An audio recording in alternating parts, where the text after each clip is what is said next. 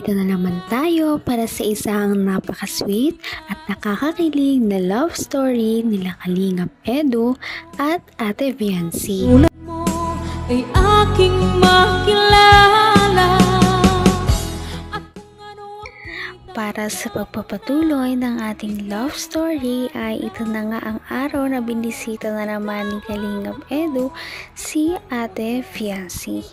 Sa pagbisita ngayon ni Kalingap Edu ay marami na naman silang pag-uusapan at pagpapandingan kahit nasa bahay lamang sila ni Ate Viancy. Nakakakilig nga dahil kung matatandaan natin noong birthday ni Ate Viancy ay sinurprise niya ito ng isang fireworks display at may binigay pa ito na memorable na promise ring kay Ate Viancy. Ngayon naman ay pagpunta ni Kalingap Edu ay may problema daw siya dahil may hindi siya nakikita kay Ate Viancy na dapat ay nakikita niya. Ano kaya iyon? Ang nais ko lang Yung edad mo.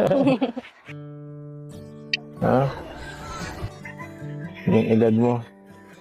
Pakikitungo. Ano to? Pakikitungo sa ibang tao. Dati pa lang din po. Sa akin. Dati lang din. Sa tennis. Wala. Siya nga pala, di ko nakakita yung ano mo ah. Hindi ko nakikita yung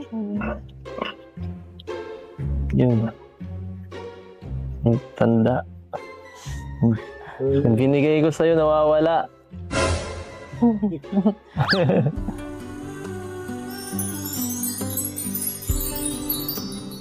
Ay, grabe. Kala ko wala. Tatampo sana ako ng konti. Ha? Hindi ko po ito mawala eh. Hindi mo mawala. may nakita mahal. Ayun naman pala, hinahanap ni Kalingap Edu kung suot daw ba ni Ate Viancy ang tanda. Ang tanda ng kanilang parang promise sa isa't isa. Kaya naman nakita ni Kalingap Edu na suot pa rin ito ni Ate Viancy ay natuwa din siya. Sabi naman ni Ate Viancy na hindi niya daw ito tatanggalin. Kaya naman parang nagpaparating din ito na gusto niya rin si Kalingap Edu at sana nga ay magtuloy-tuloy na ito. At malapit na rin naman ay magdedebut na rin si Ate Viancy sa susunod na taon. Kaya konti na lang ang hahantayin sa pangliligaw ni Kalingap Edu. Ikaw lang ang tinitipon. Baka isang buwan lang, wala na yan ha. Buti kung ganun. Ganda oh. Hindi ko ito inuhubad. Luminubad. Hindi. Para hindi pa mawala. Tapos makakalimutin pa ako. Kaya nga eh.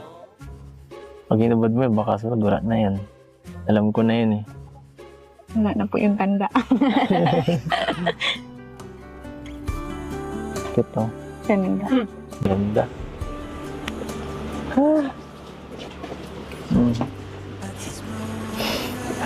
So ano, kumusta ka? Wala po. Ha? Ano lang po kami.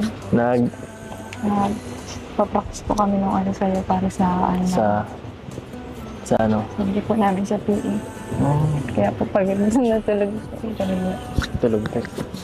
Kaya pala, hindi. Hindi ko naman akalain na hindi ko rin inaasahan.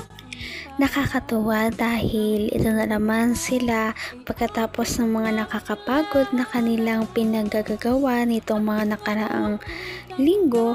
Ngayon ay talagang nasa bisita na naman sila na parang chill lang dahil nag-uusap lamang sila kung ano ba yung mga tipikal na nangyayari sa buhay ng isa't isa.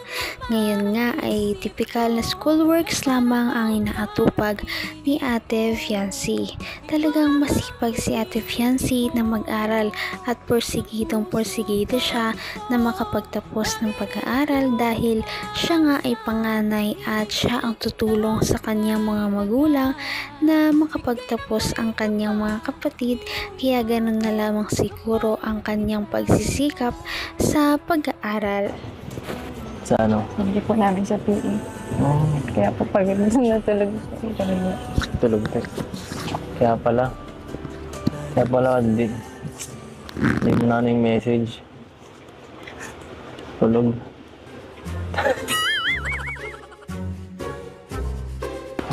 Oo nga pala. Kumusta yung ano mo? Sa birthday mo, yung celebration. Anong masasabi mo dun, ha? Ano po? Dun sa buong Masaya po, Birthday. sobra. masaya sobra. Sobrang ako nga nagpapasalamat sa mga nag-sponsor po nun. Tapos sa Pilakayaran po. Sa inyo. Ano pa?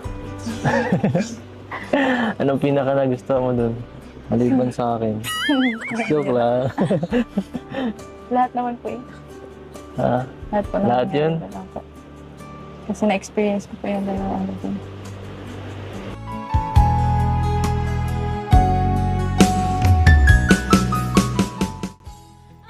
Parang may hangover pa nga ang dalawa sa nangyaring celebration na napaka-engrande sa 17th birthday ni Ate Fiancy.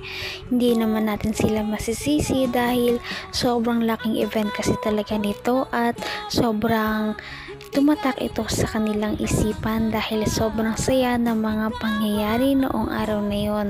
Lalo pa at ngayon lamang nakaranas si Ate Fiancy ng mga ganong selebrasyon dahil ngayon lamang nila nakayanan at dahil na rin sa mga supporters at sponsors na talagang pinilit na magkaroon ng birthday party si Ate Fiancy at sila talaga ang gumastos para dito, kaya sobrang saya at talagang hindi ito makakalimutan ni Ate Fiancy.